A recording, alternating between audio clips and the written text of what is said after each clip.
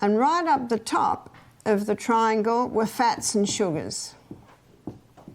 That was the triangle in my book, my Common Sense Cookery book in the 1960s. Because heart disease became the #1 killer, they changed the triangle.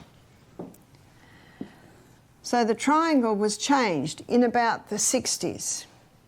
Sorry, it was probably more about the 70s it was changed. In the 60s it looked like that. Late 70s, maybe even going into 80s, they put on the bottom rung of the triangle, because of Ancel Keys' theory that fat causes heart disease, they took the meat and dairy away and they put the grains there. And they acknowledged the protective effect of fruits and vegetables. So the fruit and vegetables, they say take that in a little bit more.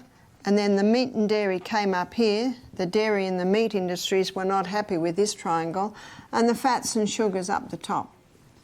But that's caused a whole lot more problems. It has not resolved heart disease. It's still the #1 killer, but now it's got something that's vying for the top, and that is cancer. And when you consider that cancer cells consume 15 times the glucose of any other cell, no wonder this triangle has brought the cancer up. And at the same time, have a look at the hybridization of the wheat, causing even more sugar to be released. No wonder cancer is neck to neck with heart disease in the #1 killer in the world today. What should the triangle be?